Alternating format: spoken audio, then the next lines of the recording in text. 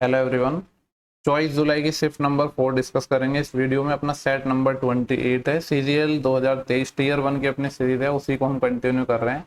आप लोगों के रेस्पॉन्स कम आ रहे हैं इसलिए मैं वीडियोस थोड़े कम डाल रहा हूँ, वरना ऑलमोस्ट वीडियोस अपने रिकॉर्ड हो ही गए हैं, 1-2 दिन में हो जाएंगे ये वीडियो जब आप देखोगे। ठीक है, पहला क्वेश्चन आपकी स्क्रीन पर और पीडीएफ में एक साथ डाल दूंगा, मैंने कई बार बोला भी है। 6 लेबर हैं जो किसी काम को 16 दिन में खत्म कर सकते हैं। ठीक है, अब बोल रहे हैं कि 10 लेबर हमारे पास अवेलेबल हैं, लेकिन काम को हमें 8 दिन में ही खत्म करना है। तो पूछ रहे हैं कि कितने और लेबर की आवश्यकता होगी जिससे काम को टाइम पर खत्म किया जा सके। देखो, कितने दिन में करना है, 8 दिन में खत्म करना है ना। मैं मान रहा हूँ कि एक्स टोटल हमें लेबर चाहिए। एक्स क्या माना है मैंने, टोटल लेबर की इतने लेबर चाहिए हमको काम को 8 दिन में खत्म करने के लिए। ठीक है, तो यहाँ से अगर मैं x निकालूं तो क्या आ जाएगा, 8 से ये 2 टाइम कट जाएगा, तो टोटल कितना आ गया 12। टोटल 12 लेबर चाहिए, 10 हमारे पास अवेलेबल हैं, तो एक्स्ट्रा कितने लेबर चाहिए होंगे, 12 टोटल थे, सॉरी 12 टोटल चाहिए जिसमें से 10 अवेलेबल हैं, तो 2 एक्स्ट्रा चाहिए। सवाल में यही पूछा गया था कि एक्स्ट्रा कितने लेबर की रिक्वायरमेंट होगी। नेक्स्ट सवाल है, आर एस और टी किसी काम को 20, 15 और 10 दिनों में कर सकते हैं। ठीक है, 3 लोग हैं आर एस टी, ये 20 दिन में कर सकता है, ये 15 दिन में और ये 10 दिन में। R work on all days and S and T work on alternate days with T starting the work on the first day। क्या बोल रहा है कि R तो हमेशा काम करता है और S और T अल्टरनेट डेज पर आते हैं और पहले आता है T। यानी देखो, पहले क्या करेगा अपना R तो काम करेगा ही, फिर उसके साथ अल्टरनेट आ रहे हैं T, यानी पहले R के साथ T आएगा। ठीक है, फिर R के साथ S आएगा, ऐसे साइकिल चलेगी। पहले तो इन सबका एलसीएम ले लेते हैं, तो 60 आ जाएगा एलसीएम, 20 या 60, 15 चौके 60, 10 छः की 60। तो पहले दिन में आर और टी मिलकर कितना काम करेंगे, 3 और 6 9 काम। फिर आर और एस मिलकर कितना करेंगे, 4 और 3 7 काम। यानी मैं कह सकता हूँ 2 डेज में अपना हो जाएगा 16 काम। करना है हमें 60 के आसपास जाने के लिए 3 से मल्टीप्लाई कर दिया, इधर भी 3 से मल्टीप्लाई कर दिया, तो 6 डेज में मेरे पास कितना काम हो गया, टोटल 48 काम हो गया। ठीक है, अब कौन आएंगे, जिन्होंने स्टार्ट किया यानी आर एंड टी आएंगे। तो 7 डेज में कितना हो जाएगा, 9 और जोड़ लो, 48 में 10 जोड़ता तो 58, लेकिन एक कम 57 काम हो गया। अभी 3 काम और करना है, अब कौन करेंगे, आर और एस। आर और एस एक डेज में करते हैं 7 काम, लेकिन हमें तो करवाना है सिर्फ कितना, 3 काम। तो 3 काम को कितने दिन में करेंगे, 3/7 दिन में। तो ये आ जाएगा 7 सही 3/7 डेज में टोटल अपना 60 काम हो जाएगा। लेकिन यहाँ पे इसको थोड़ा सॉल्व करके दिया है, तो 7 7 49, 49 और 3 52, 52/7 ये वाला ऑप्शन होना चाहिए, ऑप्शन थर्ड हो जाएगा। ठीक है, अभी तक तो अपने जो दोनों क्वेश्चन है वो इजी है एकदम। नेक्स्ट सवाल है अपना क्वेश्चन नंबर 3। यहाँ पे बोला कि side of equilateral triangle is 12 centimetre. समबाहु त्रिभुज की साइड 12 है, हमसे एरिया पूछा है, क्या होगा। आपको पता है समबाहु त्रिभुज का एरिया होता है √3/4 इंटू साइड का स्क्वायर। ठीक है, √3 की वैल्यू सवाल में बोला है 1.732 यूज करना है, डिवाइड बाई 4 इंटू साइड है 12, तो 12 का स्क्वायर कितना आ जाएगा, 144। 4 से इसको सॉल्व करेंगे तो 4 तिया 12, फिर 2 बचेंगे, 4 6 24, तो 36 को इससे मल्टीप्लाई करना है। तो इसको हम कैसे कर सकते हैं, पहले तो मैंने 36 को 1 से मल्टीप्लाई कर दिया, फिर 36 को मैं 0.732 से और करूंगा। तो देखो 36 दूनी होते हैं 72, 7 असिल, फिर 36 दिया 108, 108 और 7 कितने हो जाएंगे, 115, 11 असिल, फिर 36 गुणा 7, 36 गुणा 7 कितना आएगा, 7 6 की 42, 4 असिल, 7 21 4 25, 252 और 11 कैरी आई थी, यानी 253 और 263 कितना आ जाएगा, 263, और पॉइंट आएगा 3 के बाद, यानी यहाँ पे आ जाएगा अपना। ठीक है, तो इन सबको ऐड कर लो, कितना आएगा ये, देखो 36 और 26 हो जाएंगे अपने पास, 42 52 62, और यह आ जाएगा 352, 62.352, ये वाला ऑप्शन हो जाएगा। 2 इंटीजर तक ही पूछा था, 2 डेसिमल तक। नेक्स्ट सवाल है क्वेश्चन नंबर 4। बोल रहा है dishonest shopkeeper sells mango at 30 रुपए पर केजी, बॉट एट 20 रुपए पर केजी। एक बेईमान दुकानदार है जो 30 रुपए पर केजी बेच रहा है मैंगोज को, खरीद के लाया है 20 रुपए पर केजी, और साथ में ही 800 ग्राम दे रहा है 1 किलो की जगह। तो हमें निकालना है कि एक्चुअल प्रॉफिट कितना होगा। तो एक तो देखो यहाँ से प्रॉफिट होगा, क्योंकि 20 रुपए के सामान को ये 30 रुपए में बेच रहा है, तो 2 से 3 तो प्रॉफिट यहाँ हो गया। दूसरा क्या हो रहा है कि ये 1 किलोग्राम की जगह 800 ग्राम में दे रहा है। मैंने आपसे बोला था जब भी प्रॉफिट निकालना होता है तो ये रिवर्स रेशियो में आ जाएंगे, यानी 800 की जगह 1000। इसको सॉल्व करोगे तो 2 चौके 8, 2 पंजे 10। अब सॉल्व कर लो, ये आ जाएगा 2 चौके 8, 5 तिया 15। 8 के सामान को आप 15 में बेच रहे हो, कितने का लाभ कमा रहे हो, 7 पर, कितने पर, 8 पर। और 7/8 कितना होता है, ठीक है, तो ये हो जाएगा। देखो या तो इसको आप कैसे कर सकते हो कि आपको पता है 1/8 कितना होता है, 12.5%।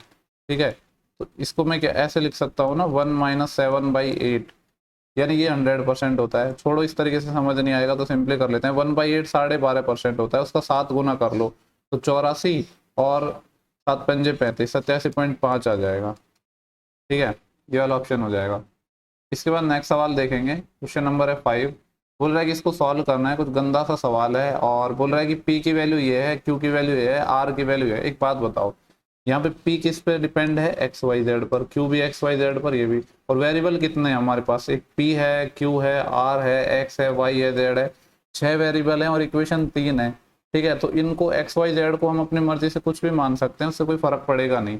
ठीक है, जैसे हम क्या करेंगे कि जेड को तो मान लेते हैं 0। देखो, 2 को 0 नहीं मान सकते वरना फिर प्रॉब्लम हो जाएगी, क्योंकि मान लो आपने 2 को 0 मान लिया वाई और जेड को, तो फिर इनफाइनाइट बनेगा। तो 0 नहीं मान सकते हैं। जेड को मान लेते हैं 0 और वाई को मान लेते हैं अपन 1 मान लेते हैं और एक्स को 2 मान लेते हैं। ठीक है, क्योंकि यहाँ पे 6 वेरिएबल है और सिर्फ 3 इक्वेशन है, तो जितने एक्स्ट्रा वेरिएबल होते हैं उतनी वैल्यूज को हम कुछ भी मान सकते हैं। होने को तो ये बेसिक से भी हो जाएगा बट मेहनत होगी।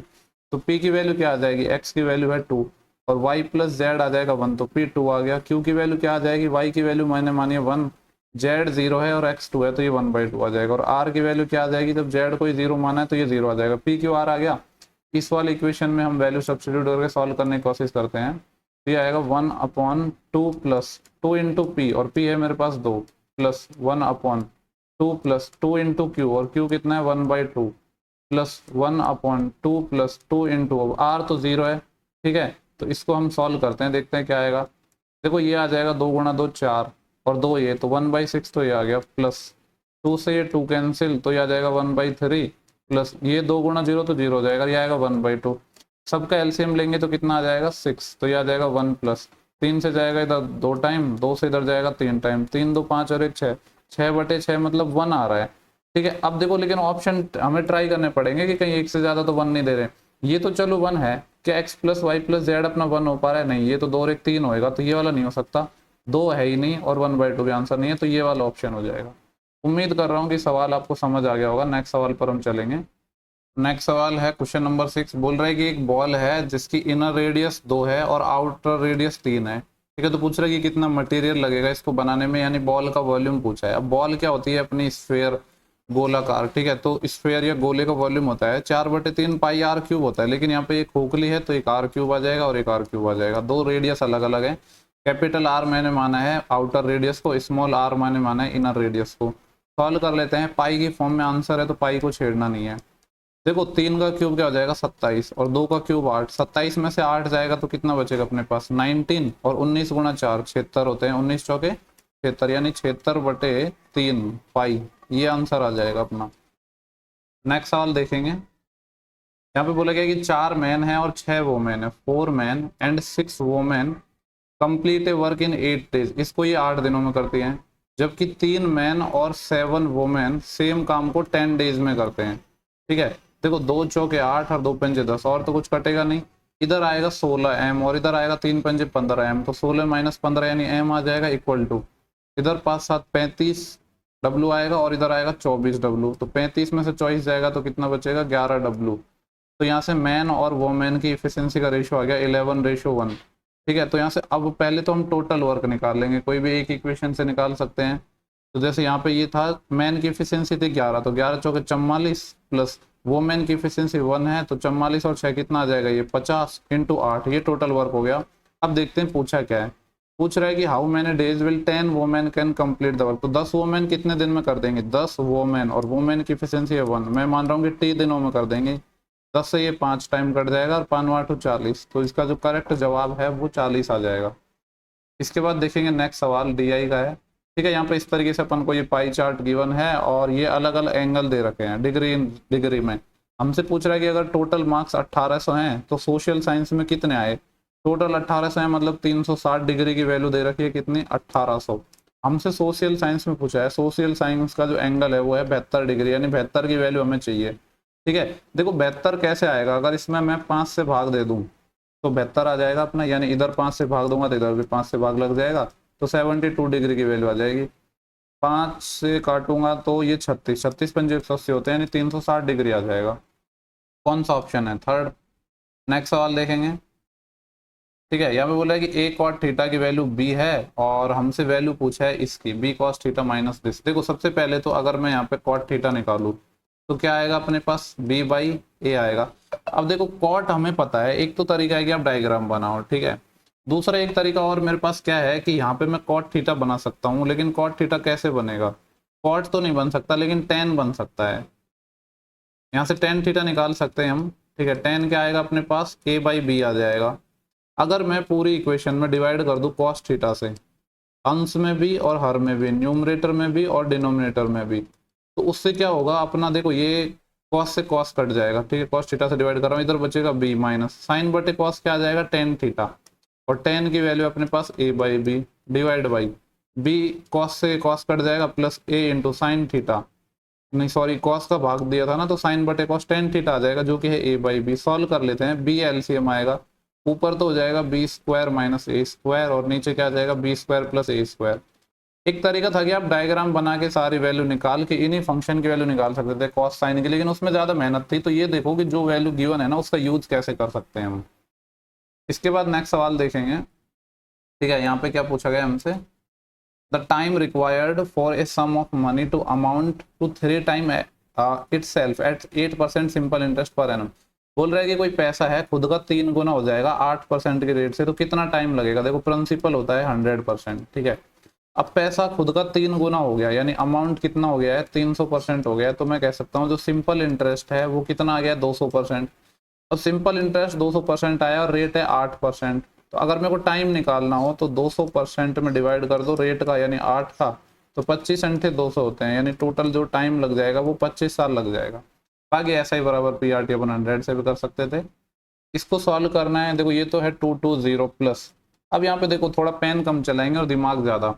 ये है 2 चौके 8, 13 में से जब 8 जाएगा तो कितना बचेगा 5 बचा, और इधर है 7 8 56, 56 और 5 कितना हो गया 61, यहाँ तक पूरा 61 हो गया।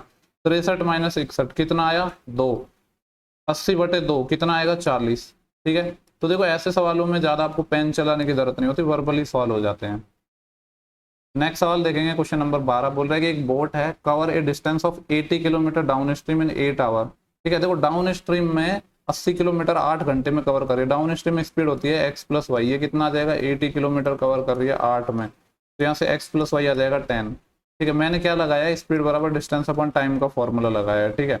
डाउन स्ट्रीम मतलब अनुप्रवाह में, धारा के डायरेक्शन में, जबकि 10 घंटे लगते हैं सेम डिस्टेंस को कवर करने में अप स्ट्रीम में, यानी प्रति प्रवाह में 80 किलोमीटर ही चलना है और 10 घंटे लग रहे हैं, यानी x माइनस वाई 8 आ गया। हमसे पूछ रहा है कि स्पीड बतानी है बोट की स्टिल वाटर में, यानी x की वैल्यू फाइंड करनी है।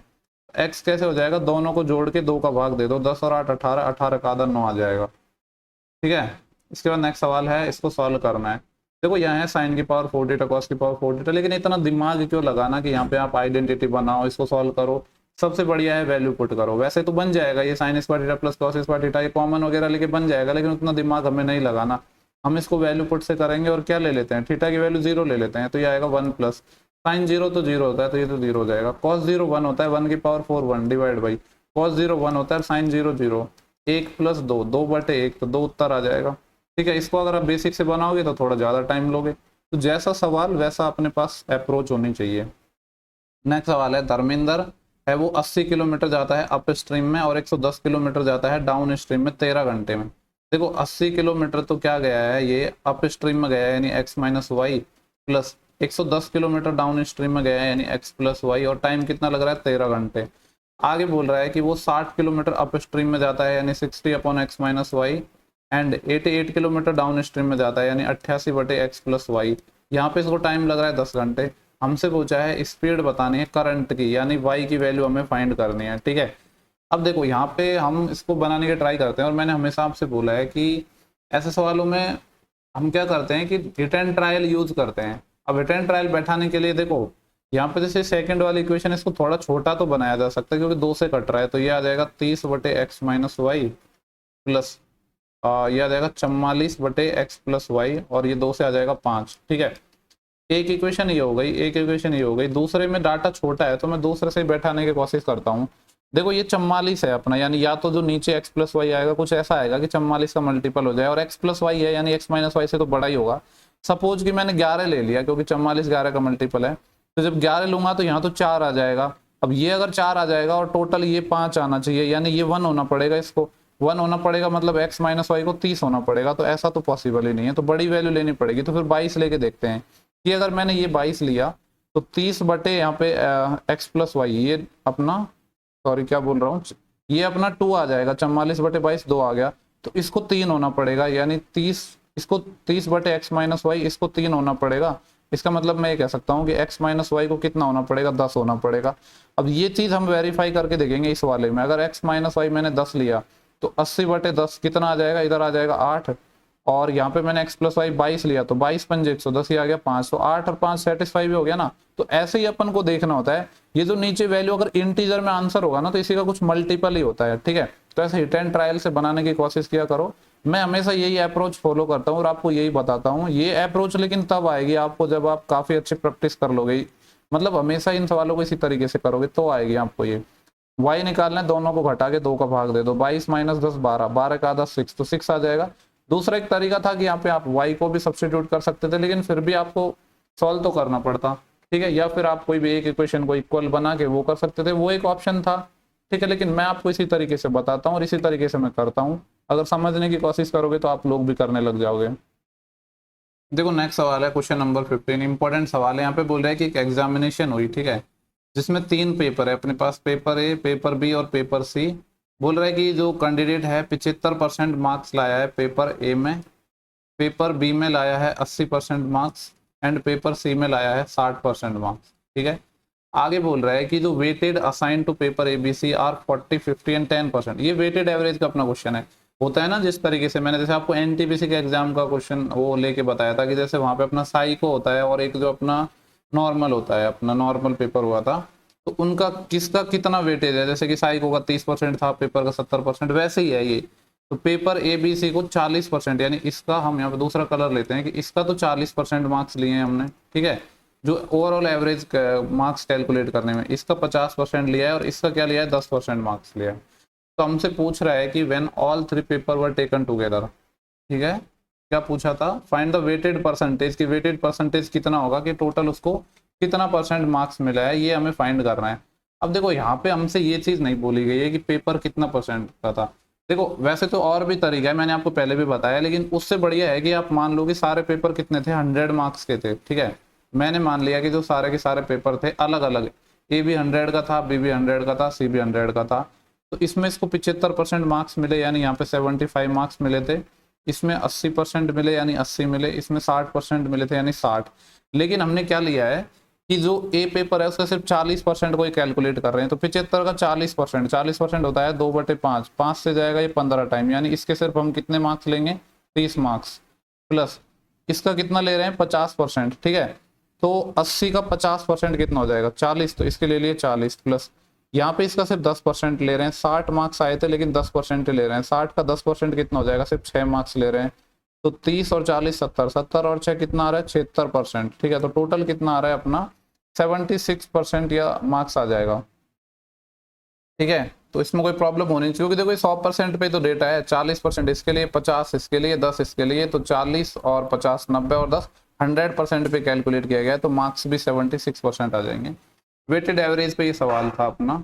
इसके बाद देखेंगे हम नेक्स्ट सवाल, ठीक है। डीआई का सवाल है, मिनिमाइज कर देता हूँ। यहाँ पे अपन को 2 डीआई गिवन है, बोला गया है कि ऐसा सवाल वैसे आ चुका है, 2 अलग अलग सोर्सेज से फंड आता है और 10 लाख। सवाल में पूछा क्या था, इधर पूछा है कि what is the total amount in rupees use by the school for the payment, ठीक है। स्कूल का पेमेंट के लिए कितना यूज कर रहा है ये हमसे निकालना है। देखो टोटल था 10 लाख और पेमेंट के लिए यहाँ पे ये रहा, ये वाला डाटा है जो कि 11% है। तो 10 लाख का 11% कितना आ जाएगा, 1,10,000। सिंपल सा क्वेश्चन था। नेक्स्ट सवाल देखेंगे अपना 17 है, 4y माइनस दिस, ये दे रखा है और वैल्यू पूछा है y² + 1/y² की। तो सबसे पहले तो हम क्या करेंगे, इधर 4 से हमने डिवाइड कर दिया तो अपना आ जाएगा y - 1/y = 13/4। हमें निकालना है y² + 1/y²। तो इसका तो स्क्वायर हो जाएगा, स्क्वायर कर रहा हूँ डायरेक्ट, 169/16 और प्लस का 2 और आ जाएगा, 16 दूनी 32, 169 और 32, तो ये आ जाएगा 9 और 2 11, 1 असिल, 16 3 19 और 1 20, 201/16 आ रहा है। भाग देते हैं तो ये आएगा 16 एकम 16, ठीक है। फिर यहाँ से कितना बचेगा अपना 4 41 हो गया, 16 दूनी 32, फिर बच जाएगा 9, तो 12 सही है, 9/16 आंसर आना चाहिए, यानी ऑप्शन थर्ड आ जाएगा।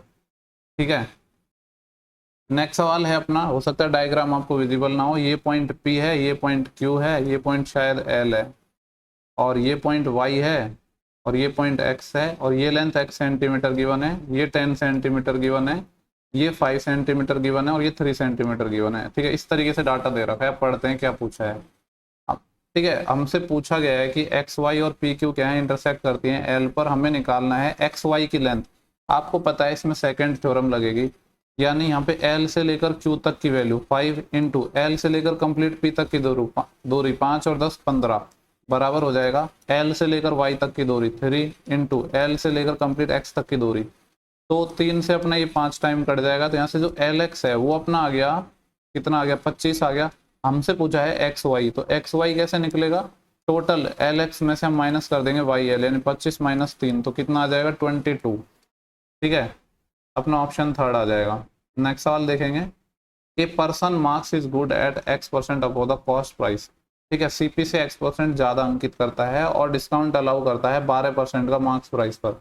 अगर उसका प्रॉफिट 10% है, ठीक है, तो हमें डिफरेंस निकालना है x% के बीच में और प्रॉफिट परसेंटेज के बीच में। ठीक है, सही सवाल लग रहा है, तो यहाँ इसको हम परसेंटेज से बनाएंगे। देखो, एक तो क्या बोला गया है कि डिस्काउंट दे रहा है 12%, 12% की फ्रैक्शन वैल्यू होती है 4%, 1/25 होता है, तो 12% 3/25। डिस्काउंट की बात हो रही है, यानी MP से SP का रेशो कितना आ जाएगा, 25 से 22। एक तो रेशो ये आ गया, दूसरा क्या बोला है कि 10% का प्रॉफिट हो रहा है, तो यहाँ से CP से SP आ जाएगा, 10% होता है 1/10, यानी 10 से 11। अब देखो, एक ही प्रोडक्ट की बात हो रही है, तो SP भी एक ही होना चाहिए। इधर 22 है SP और इधर मेरा 11 है, इसको सेम बनाना पड़ेगा। उसके लिए पूरी इक्वेशन को मैंने कर दिया 2 से मल्टीप्लाई, तो ये आ जाएगा 20, ये आ जाएगा 22। ठीक है, अब देखो, एक तो क्या बोला था कि उसने x% अबो किया है CP से, तो x% निकाल लेते हैं कि x की वैल्यू क्या होगी। देखो, CP कितना है 20 और मार्क कितना किया है 25, कितना ज्यादा किया है 5 ज्यादा, किस पर 20 पर, 5/20 मतलब 1/4, मतलब 25% ज्यादा अंकित किया है। तो एक तो 25%, और दूसरा क्या था, प्रॉफिट परसेंटेज। आपको पता है प्रॉफिट तो पहले ही दे रखा था कि जो प्रॉफिट था वो कितना था, 10% था। सवाल में बोला गया था कि इन दोनों के बीच में डिफरेंस हमें फाइंड करना है, तो 25 और 10 के बीच में जो डिफरेंस हो जाएगा वो कितना हो जाएगा, 15%। ऑप्शन नंबर पहला हो जाएगा। नेक्स्ट सवाल देखेंगे 20, बोल रहे हैं कि दो इक्वल सर्कल हैं, रेडियस जिनकी 18 सेंटीमीटर है, एक दूसरे को इंटरसेक्ट करते हैं, यानी एक दूसरे को काटते हैं। आगे बोल रहा है कि इस तरीके से काटते हैं कि passes through centre of each other, यानी एक दूसरे के सेंटर से होकर पास कर रहे हैं, इस तरीके से कुछ चीजें होंगी। ठीक है, ये मान लो इसका सेंटर है पी और ये इसका सेंटर हो गया Q। हमसे पूछ रहा है कि कॉमन कॉर्ड की लंबाई बतानी है। ऐसे तो बहुत सवाल पूछ चुका है SSC। देखो, अगर मैं बात करूं कि जब बोल रहा है कि रेडियस 18 है, ठीक, और ये सेंटर है, तो ये लेंथ तो अपनी 18 ही हो जाएगी। कॉमन कॉर्ड यानी ये वाली लेंथ की वैल्यू पूछिए, इसको सपोज हम A और B मान लेते हैं। अगर इसको मैंने यहाँ से मिलाया और इसको मैंने यहाँ से मिलाया, तो एक बात बताओ, ये लेंथ कितनी होगी P से लेकर Q तक की वैल्यू, ये रेडियस ही तो है 18, ये भी रेडियस है, ये भी रेडियस है, यानी तीनों ही रेडियस हो गई। मतलब जो ट्राइंगल है APQ, ऐसे केस में जब सेंटर से होकर गुजरता है तो क्या बनता है, इक्विलेटरल ट्राइंगल बनता है। ठीक है, समबाहु त्रिभुज बनता है, यानी एक ऐसा ट्राइंगल जिसकी तीनों साइड सेम हो। अब अगर ऐसा है तो आपको पता है ऊपर नीचे सेम चीज बनती है, यानी जो कॉर्ड AB की लंबाई है वो क्या आ जाएगी, 2 टाइम इंटू इक्विलेटरल ट्राइंगल की हाइट H। तो 2 इंटू इक्विलेटरल ट्राइंगल की हाइट होती है √3/2 इंटू साइड, और साइड है आपको पता है साइड क्या है, रेडियस यानी 18। 2 से जाएगा 9 टाइम, 9 दूनी 2 से जाएगा 9 टाइम, तो 9 दूनी 18 √3 आना चाहिए। कुछ ऐसा ही आएगा क्या, ठीक है, ये आएगा, सही आया ये आंसर। बस कंफ्यूज करने के लिए यहाँ पे ऐसा दे दिया। देखो, अपन को चाहिए 18√3, तो ये तो नहीं है ना, ये है। इसको बना के देखता हूँ, एक एक पहले वाले को ही बना के देखते हैं, 6 इंटू, देखो मैं भी एक बार तो कंफ्यूज हो गया कि आंसर गलत तो नहीं आ गया। 27 को क्या लिख सकता हूँ, 9 गुणा 3, 9 का 3 आ जाएगा और फिर 3 बच जाएगा, यानी 18√3 है। इसी को कंफ्यूज करने के लिए इस तरीके से दे दिया इन्होंने। ठीक है, इसके बाद देखेंगे अपन नेक्स्ट सवाल। बोल रहे हैं कि ये ट्राइंगल है अपने पास जिसमें DE और BC जो पैरेलल लाइन है, BC की वैल्यू 8 है, ठीक है, एंड DE की वैल्यू 6 है। बोल रहा है कि एरिया ऑफ ट्राइंगल ADE, ये वाला ट्राइंगल, और ट्राइंगल नहीं, सिर्फ इसी का एरिया गिवन है, इसका एरिया है अपने पास 90 सेंटीमीटर स्क्वायर। तो पूरे का पूछा है। अब एक बात बताओ, कोई भी ट्राइंगल होता है इस तरीके से, अगर इसमें ये लाइन पैरेलल है तो ट्राइंगल ये वाला, दोनों सिमिलर होते हैं। कौन कौन से ट्राइंगल, जैसे इसका नाम था ADE, ADE ये वाला ट्राइंगल, ये सिमिलर होगा किसके, कंप्लीट के, ABC के। अगर ट्राइंगल सिमिलर हैं और इनकी साइड्स का मैं बात करूँ, साइड्स के रेशो, तो ये कितना है 6:8, यानी इसको सॉल्व करेंगे 2 3 6 2 4 8, ये साइड का रेशो है। और अगर ट्राइंगल सिमिलर है तो एरिया का रेशो क्या आ जाएगा, इनका स्क्वायर, यानी 3 का स्क्वायर 9 और 4 का स्क्वायर 16। हमसे बोला गया है सवाल में कि ये छुटकू वाला ट्राइंगल है जिसका एरिया 9 यूनिट है, सवाल में 90 यूनिट दे रखी है इसकी वैल्यू। कितना टाइम है, 10 टाइम है। कंप्लीट की वैल्यू पूछी है, 16 का 10 टाइम कर दो, कितना आ जाएगा 160, यानी ऑप्शन थर्ड।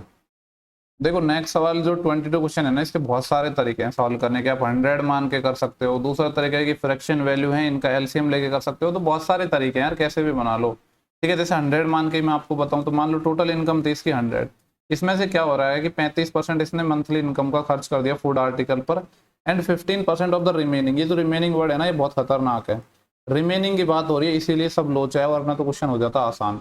35 खर्च कर दिया, बचा कितना 65, इस 65 का 15% इसने खर्च कर दिया, 15% होता है 3/20। तो फिर अब बचेगा कितना, इसका बचेगा 17/20, ठीक है। तो 65 गुणा 17/20, तो 5 से काटेंगे तो 4 टाइम, और 5 से काटेंगे तो 13 टाइम, तो 17 गुणा 13, 17 देंगे 170, और 17 × 51, 17 और 5 22, तो यह आ जाएगा 221/4। इतना यूनिट बचा है रिमेनिंग। अब देखते हैं आगे सवाल में क्या बोला है।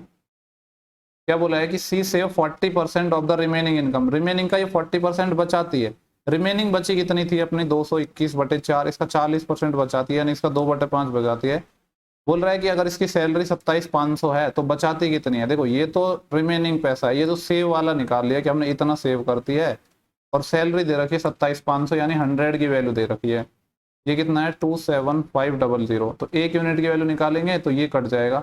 तो हमें अगर इसकी निकालनी है कि क्या पूछ रहा है कि इतना पैसा सेव करती है, तो इस सेविंग की वैल्यू निकालनी है, तो इसको मल्टीप्लाई कर देंगे किससे, 275 से। सॉल्व कर लेते हैं, अपना आंसर आ जाएगा, ये इसकी सेविंग आ जाएगी। मैंने पहले ही बोला है इसके 4-5 तरीके हैं सॉल्व करने के, कैसे भी कर सकते हो। देखो इससे ये चले जाएगा 2 टाइम, है ना। 5 और 2 का जो मल्टीप्लाई करते हैं तो 10 आता है।